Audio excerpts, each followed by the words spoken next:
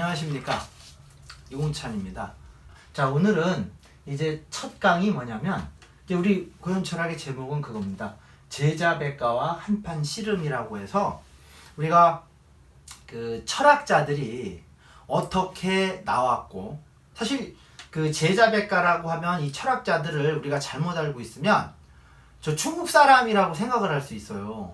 근데 그게 아닙니다, 실제는. 그래서 이제 그런 것도 우리가 다시 한번 살펴보고, 왜 이 철학자들이 나와야 됐는지, 인과관계, 그것을 이제 단순히 외우는 게 아니라 흐름을 통해서 우리가 한번 살펴보려고 합니다. 첫 번째 강은 뭐냐면, 이제 역사의 흐름이라는 내용으로 해서 동부족과 서부족에 대한 이야기를 하려고 합니다. 자, 그러면 여기서 이제 우리가 제일 먼저 중요한 게 뭐냐면 역사는 말입니다. 어떤 특징이 있냐면 강자의 논리가 그대로 반영이 돼 있어요. 쉽게 말해서 저 신대륙을 발견했다고 이야기를 하지만 콜럼버스는 달리 말하면 원주민이 거기 살아서 침략을 받은 거예요. 그럼 우리가 그걸 기술할 때는 원주민의 시각이 아니라 승리한 사람의 시각으로 본다고요. 그러면 서양만 그런 게 아니라 우리 동양도 마찬가지죠. 지금 이 동아시아의 나라를 보면 이제 크게 한국, 중국, 일본 뭐 이렇게 있는데, 요 나라들을 보면 가장 강하고 경제력이 세고 막 이런 나라들이 자기네 위주의 역사를 쓴단 말이에요. 그러니까 자기 잘못보다는 모든 걸 미화하죠. 그러다 보니까 일본은 어떻게 됐든 간에 전 세계에서 경제 2위 대국에서 이제 중국한테 밀려가지고 3위가 됐지만, 여전히 세계대전, 2차 대전을 일으킨 주범이지만 그 희생을 한 사람 코스프레를 하고 있어요. 또 역사도 그런 식으로 기술을 하고, 그 다음에 남의 나라 침략한 걸 지꺼마냥 또 얘기를 하고. 자, 그럼 일본만 그러냐? 중국도 이제 아무래도 나름대로 뭐 중국의 철학사를 이렇게 보면 모든 기준이 중국의 정통 역사에서 나머지 주변국들은 그냥 하나에 속해 있는 속국이나 부용국으로 얘기를 하고 있다고요. 그러다 보니까 이제 우리나라 같은 경우는 저 중국에서 떵떵거려서 떨어뜨린 조그만 나라잖아요. 그러니까 이런 나라들은 그냥 별 볼 일 없는 하나의 그냥 속국에 불과하다. 이러다 보니까 거기 나라에, 사실 우리가 옛날에는 고구려도 있고 뭐 발해도 막 나고 그랬잖아요. 특히 고구려 같은 경우는 굉장히 중국 일부분을 다 차지했단 말이에요. 근데 그것을 이 중국 사람들은 자기네 나라에 편성을 시키는 거죠. 그래서 고구려도 중국 땅이다 이제 이렇게 얘기를 하는 겁니다. 왜? 실제 지금 중국 사람들이 거기 영토를 다스리니까. 그러다 보니까 이제 어떤 일이 벌어지냐면 우리나라 역사도 진의 역사를 만들어 버렸어요. 그래서 이제 이런 것들을 우리가 볼 수 있는 눈이 있어야 되는 거죠. 그래서 우리가 역사를 제대로 볼 수 있는 시각이 있으려면 철학이 있어야 그걸 볼 수 있는 겁니다. 이면을 바라볼 수 있는 거. 그래서 우리가 철학 공부를 하고 이 제자백과 사상가들을 하는 이유 중에 하나도, 그 사상가들이라는 사람들은 역사에 보이는 면만 보는 게 아니라 그 이면을 봤다는 거죠. 이면을. 우리도 이제 그런 시각이 좀 필요한 겁니다. 근데 시중에 나와 있는 여기 책들을 보면 이면을 보는 것이 아니라 겉으로 보는 단면만을 보이는 거죠. 그러면 이런 게 왜 나왔으면, 이런 정책이 나오고 막 이런 게 나오면 나오게 된 원인이 뭘고 그 이면엔 뭐가 있을까, 이런 것들을 봐야 되는데 이제 그게 없어서 좀 안타깝죠. 그래서 이 시간에는 이제 그런 거보다는 이제 하나둘씩 같이 살펴보면서 흐름에 대해서 한번 볼게요. 그러면 역사를 보면 이제 역사는 흐름입니다. 이 역사는 흐름이다. 흐름으로 이렇게 흘러가는 거죠. 그러면 한번 잘 보시면 우리가 하루를 보면 낮과 밤으로 만들면서 흘고 가죠. 낮과 밤. 그리고 1년은 추위와 더위로서 끌고 가고. 그럼 이제 추위와 더위, 그럼 서로 상대적이거든요. 낮과 밤. 자, 그럼 역사는 뭐로 끌고 갈까? 시간과 공간이라는 걸 끌고 가요. 시간과 공간. 그러면 이렇게 흐름이 과거에서부터 이렇게 흘러온다고 이렇게. 그래서 이제 여기가 현재다. 그럼 이제 이것이 또 이런 식으로다가 흘러가겠죠. 그러니까 이거 옛 것을 아는 거. 그래서 우리가 옛날 것을 아는 거. 요거 뭐냐면 요것을 우리가 온고라 그래요. 온고. 온고. 옛 것을 익혀서. 그래서 지신이라 새로운 것을 알 수 있다. 이게 뭘까요? 이게 새로운 게? 이게 미래 예측입니다. 그래서 우리가 미래를 예측할 수 있는 거죠. 미래를. 자, 그러면 역사가 그러면 끌고 오는 걸 보면 서로 상대적인 거로 끌고 오거든요. 상대적인 거. 그걸 이제 우리가 어떻게 보냐고 이렇게 그냥 태극이라고 한다고. 그래서 여기를 양이라고 하면 이것을 음의 개념으로. 그래서 양,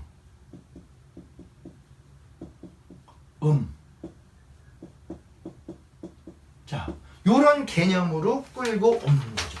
그러면 이게 요걸 뭐라고 하냐? 요걸 태극이라고 그러거든요. 태극. 태극이라는 뉘앙스는 뭐냐? 서로 다른 음양의 존재들이 서로 다른 음양은 서로 상대적인 거예요. 그렇다고 해서 그러면 반대가 아니에요. 똑같아요. 이게 계속 순환한다는 거예요. 그럼 서로 다른 상대적인 것이 엎치락 뒤치락 하면서 끊임없이 순환을 한다는 거죠. 순환. 그래서 그것을 우리가 이제 태극이라고 얘기하는데 요 음양이 끌고 가는 거. 그럼 요 양이 낮이면 음은 밤이고 더위면 추위고 요것이 이제 이렇게 끌고 가면서 역사도 그런 식으로 끌고 갑니다. 자, 그러면 제일 조심할 때가 뭐냐? 가장 왕성할 때. 왕성하다는 건 뭡니까? 신이 굉장히 강하다. 이럴 때 까딱 잘못하면 훅 간다. 요즘 표현으로 훅 가는 거죠. 훅 가는 거. 그러니까 사람도 보면요. 언제 망하냐면 제일 잘 나갈 때. 왜냐면 이 착각을 하거든요. 우리가요. 이렇게 잘 나가잖아요. 이렇게. 그럼 이 정점에 달하면 어떤 착각을 하냐면 더 올라갈 거라는 착각을 해요. 근데 웬걸? 이제 여기 오잖아요. 이제 뭐만 남았습니까? 떨어지는 것만 남았어요. 그럼 이제 이거를 아는 사람은 대비를 하겠죠. 앞으로 떨어지자. 그럼 이걸 안 떨어지려고 노력을 하면서 이렇게 가는 거예요. 유지를 계속 쭉 하는 거죠. 그래서 멀리 갈 필요 없어요. 연예인들을 보면 히트작을 뜨고 바로 사라지는 사람이 굉장히 많아요. 왜 그럴까? 자기가 계속 잘 나갈 줄 아는 착각을 한다는 거죠. 그래서 그러면 요 태극이라는 걸 보면요. 제일 왕성할 때가 어디 있습니까? 여기잖아. 양의 세력이 제일 왕성할 요 시기에 여기서 여기서 시작을 하고 또 음이 제일 왕성할 때 여기서 양이 시작을 해요. 음양이 제일 강할 때 시작을 하는 거예요. 그래서 요런 이치를 알기 때문에 우리는 잘 나갈 때 조심해야 된다. 그럼 저도 요런 걸 그래서 요런 것도 있어요. 낮 12시에 달이 뜨고 밤 12시에 태양이 뜬다는 거예요. 그럼 요런 이치를 우리는 알고 있다면 이제 어떻게 해야 될까요? 조심해야죠. 조심.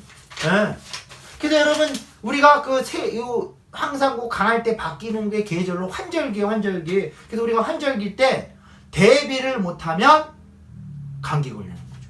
그리고 환절기 때 까딱 잘못하면 죽을 수도 있는 거예요. 그 변화에 적응을 못하는 거죠. 그래서 그러면 사람은 제일 잘 나갈 때 조심해야 되는 거 아니에요. 그럼 요즘 강대국이라고 하는 미국이라는 나라도 제일 잘 나가서 원래 망해야 되는 거죠. 상황으로 보면. 왜? 그거를 견제하던 소련이 지금 옛날 소련이 없어졌거든요. 근데 지금 중국이 부상을 하면서 미국을 견제합니다. 그러니까 미국도 중국에 의해서 견제를 하니까 어때요? 이거 안 망하고 유지시켜주는 거예요. 자, 그럼 우리나라도 보세요.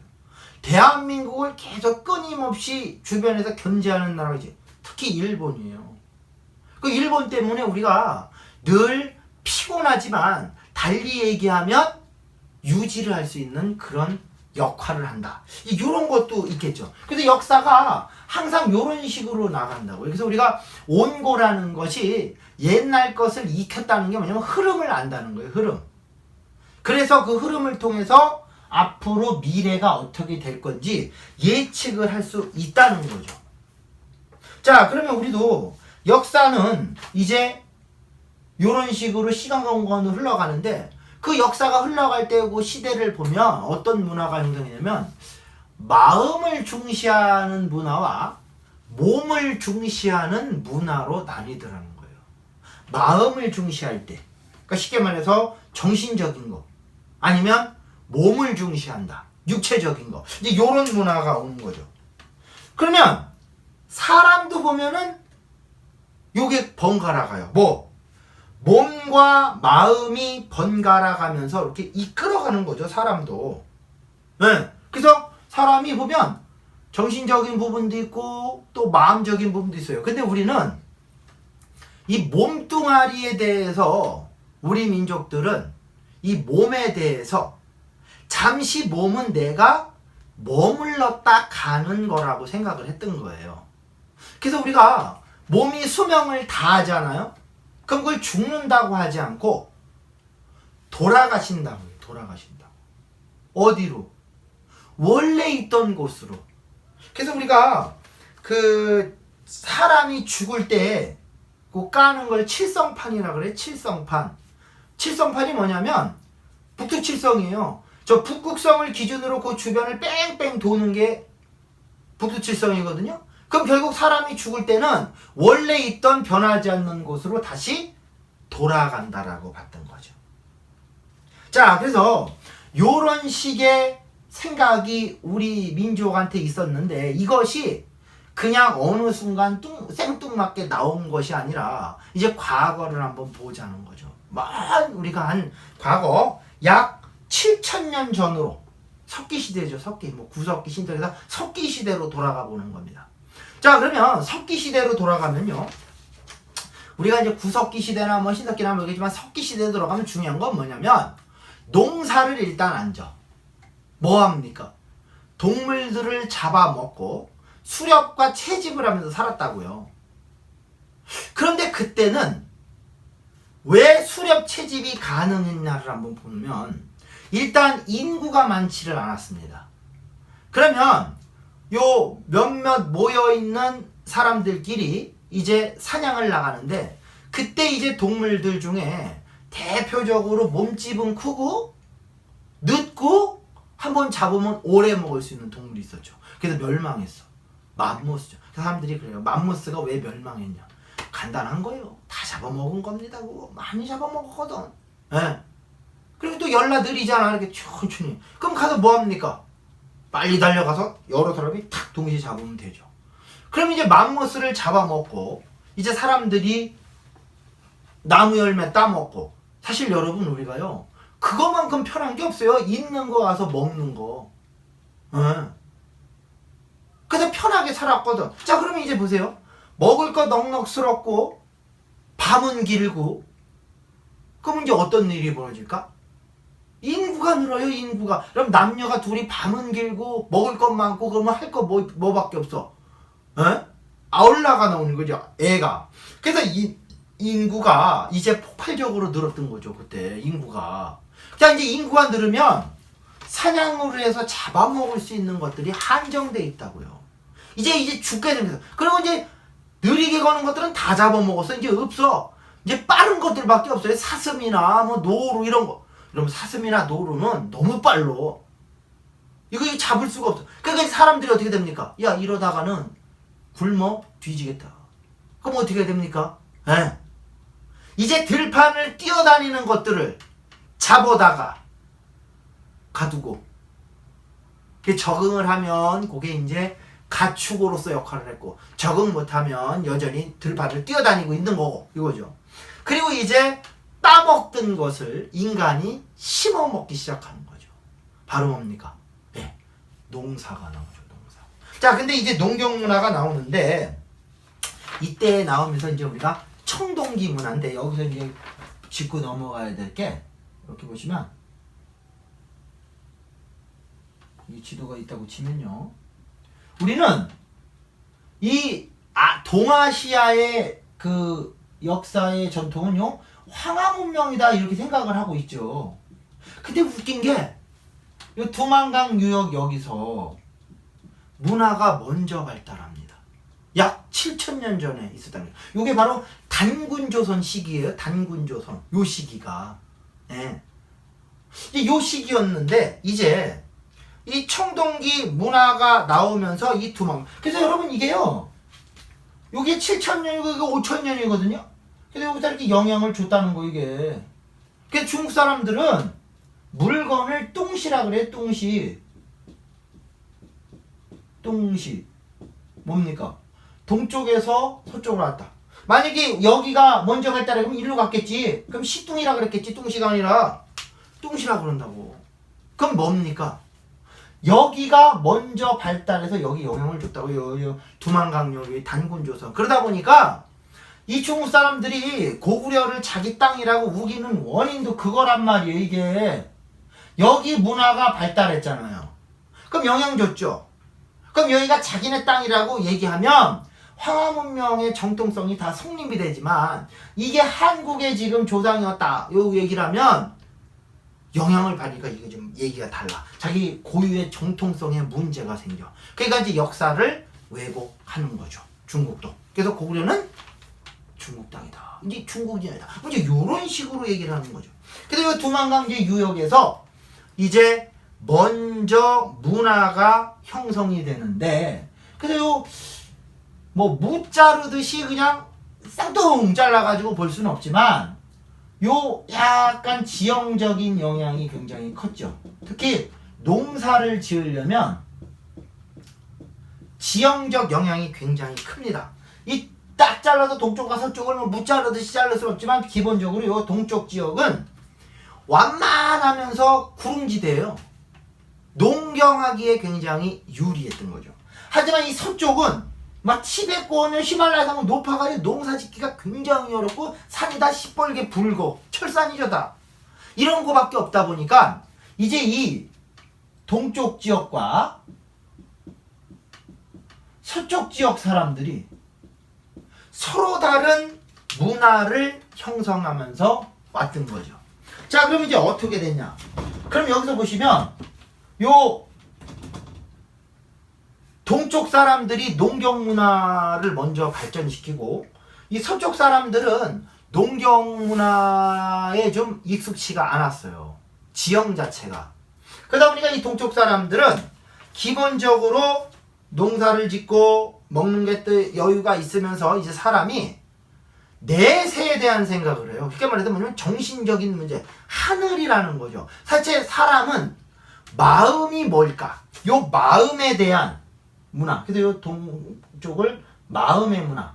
그래서 이 동쪽 사람들은 이제 동부족이라고 하죠. 동부족. 동쪽에 있는 족속이다. 동부족. 그래서 이 사람들은 마음의 문화가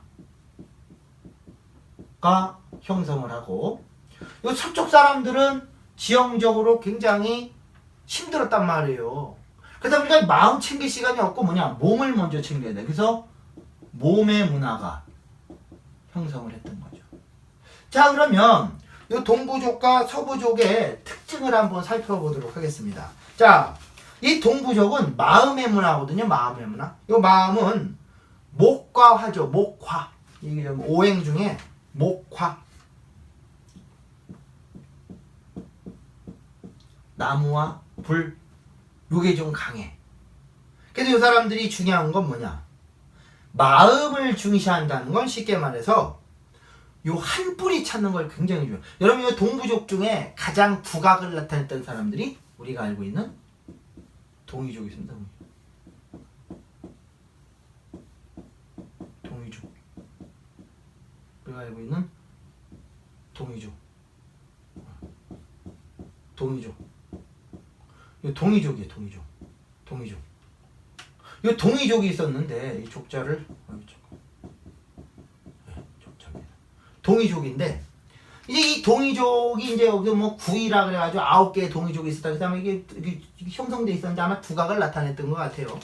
자, 근데 이제 이 동부족들은 비슷한 문화의 형성이었었는데 요 마음의 문화라는 건 한 뿌리라거든. 한 뿌리. 한 뿌리가 뭐냐? 하늘이 뭐냐? 그러면서 내 마음에 대한 걸 알고 싶었다는 거죠. 하늘이 뭐냐? 그래서 요 사람들의 이 마음의 문화, 하늘의 문화. 그래서 요 동부족의 특징 중에 소떼라는 게 소떼. 하늘의 소리를 누가 알려줍니까? 새가 알려준다라는 거죠. 그래서 요 하늘의 문화를 알려주는 요 새, 소떼 요런 것들이 형성돼요. 그래서 요때 사람들은 이제 하나 되고 싶은 문화가 이 동부족의 문화에서 하나 되고 싶은 문화. 한 마음. 요 마음은 한 마음. 한 마음. 요 한 마음. 여기 굉장히 강했죠. 한 마음. 한 마음. 하나 되고 싶은 거 한 마음. 그리고 빨리 하나가 되고 싶어. 여러분 우리가 빨리 하나가 되고 싶은 게 뭐가 있습니까? 그쵸? 술만큼 술. 그 술을 좋아했다고요. 여러분 이게 아직도 있어요. 우리나라 사람들이 전 세계에서 술 소비량이 1위래. 왜?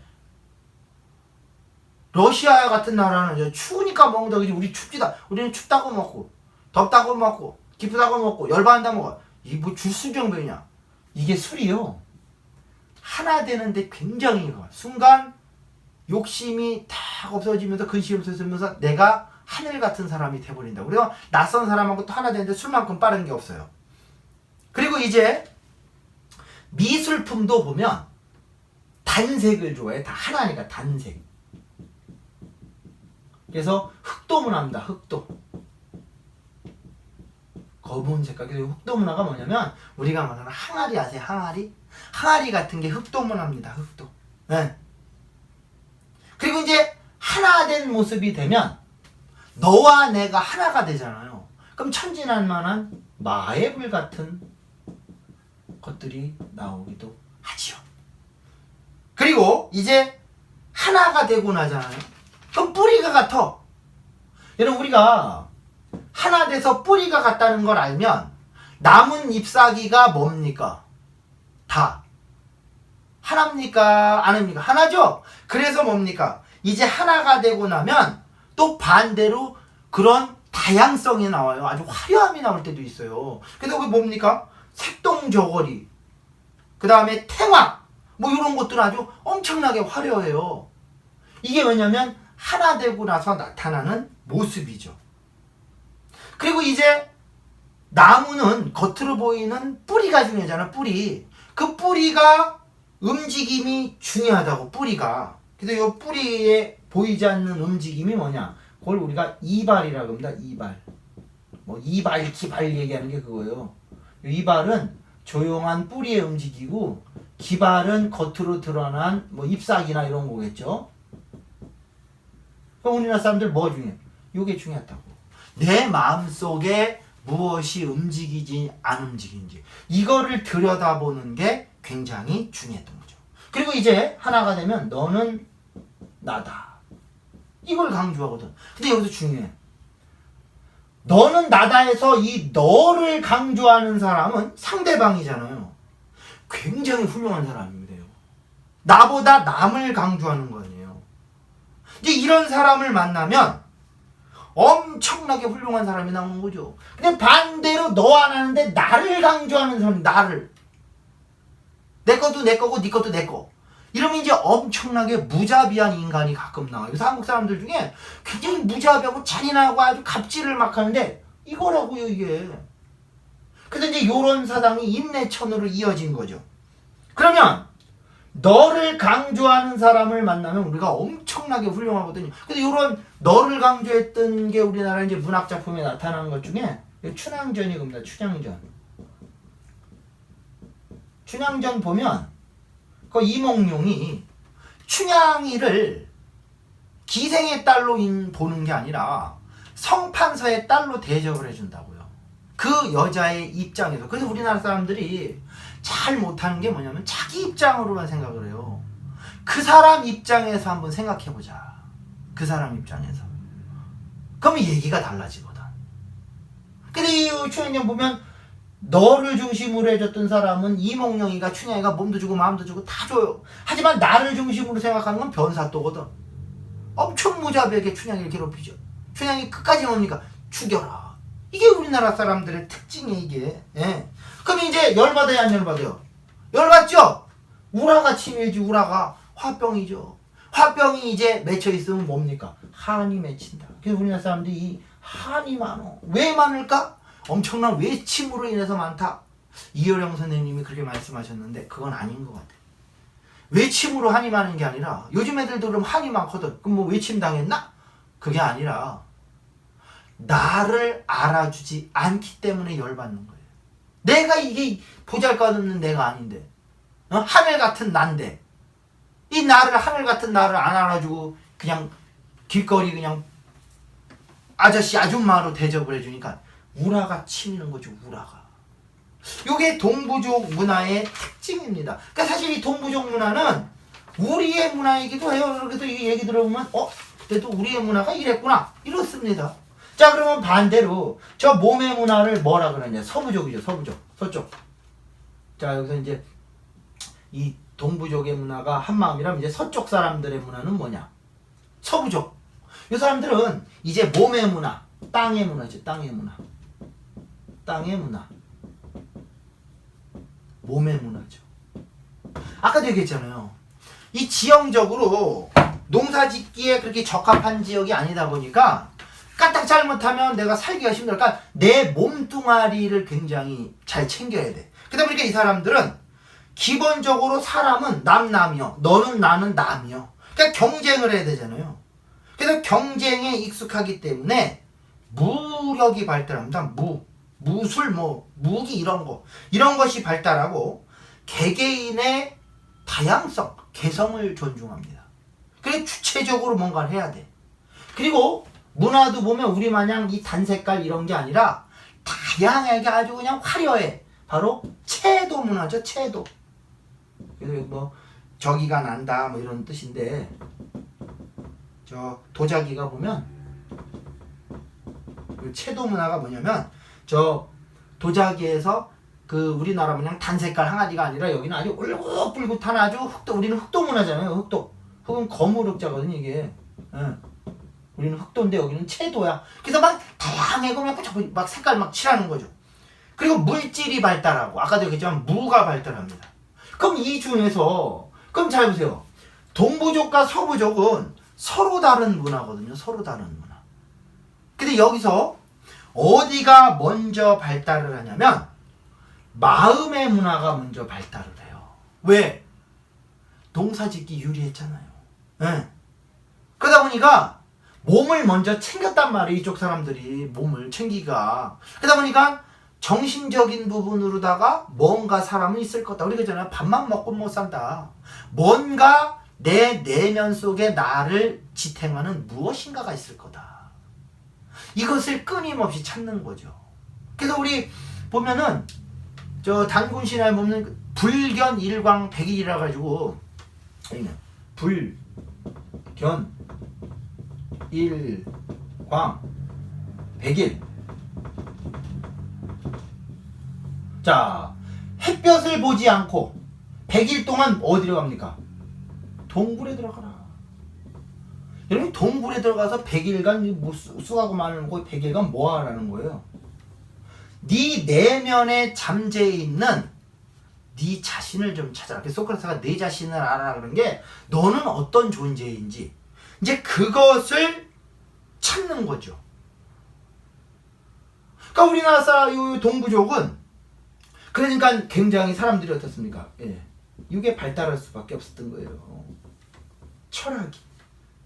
그래서 내면에 있는 내 모습의 중요한 본질이 무엇인지, 그리고 이 몸뚱아리는 잠시 머물다가는 하나의 껍데기였던 거죠. 이제 이런 것들이 발달이 돼서 이 동부족 사람들은 그때부터.